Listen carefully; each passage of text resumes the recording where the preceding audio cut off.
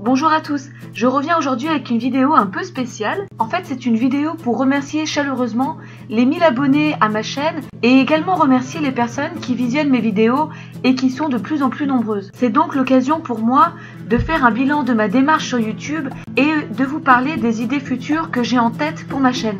D'ailleurs, n'hésitez surtout pas à me donner votre avis dans les commentaires en dessous de la vidéo.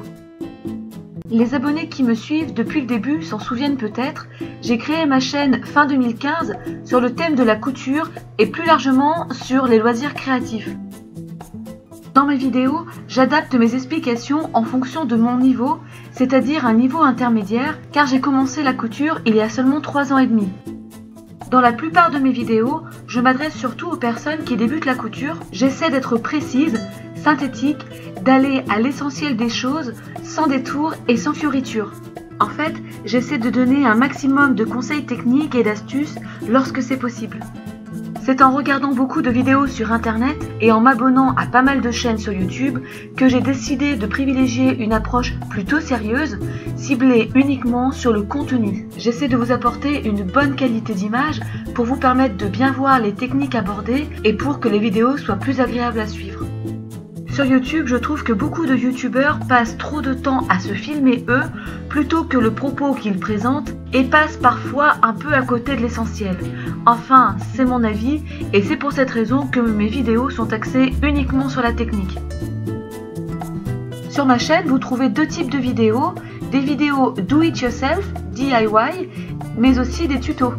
Dans mes vidéos DIY, je vous présente des ouvrages et je décris les étapes de conception afin que vous puissiez réaliser chez vous ces mêmes ouvrages si vous le souhaitez. Dans les vidéos tuto, je reviens sur des techniques de base qui permettent aux débutants de mieux maîtriser les fondamentaux de la couture et donc de progresser.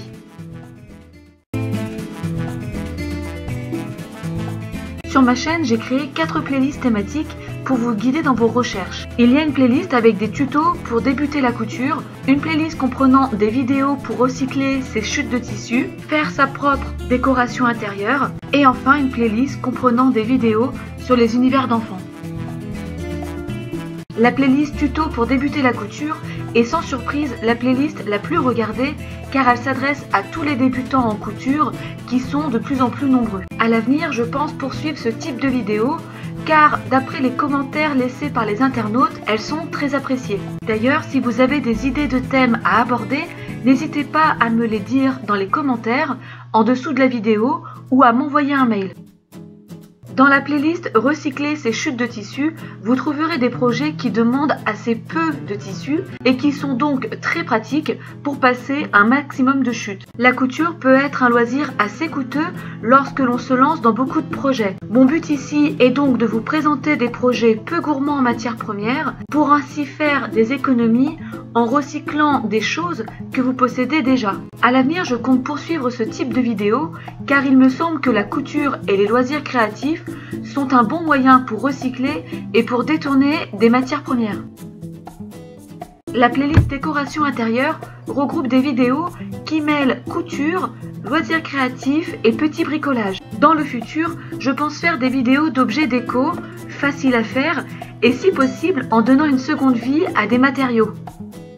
Enfin, la playlist Univers d'enfants rassemble des vidéos ciblées sur des ouvrages destinés aux bébés et aux enfants. Je pense que ces vidéos peuvent être utiles à beaucoup de monde. Vous pouvez trouver des idées pour des cadeaux de naissance ou pour gâter des enfants de votre entourage. En ce qui me concerne, cette playlist me tient très à cœur, surtout en ce moment car je suis enceinte de 8 mois et j'attends une petite fille pour mi-avril. Par conséquent, après la naissance, je pense ralentir le nombre de vidéos, mais rassurez-vous, j'essaierai de reprendre un peu plus tard. Je pense avoir fait le tour des choses que je voulais vous dire. Si vous souhaitez me faire part de vos idées et de vos suggestions, je les attends avec grand plaisir. Laissez-moi des commentaires en dessous de la vidéo ou envoyez-moi un email. Donc pour finir, merci à tous pour votre fidélité et d'être toujours plus nombreux à visionner mes vidéos. Cela me fait très plaisir et cela m'encourage à en faire de nouvelles. Et sur ce, je vous dis à bientôt.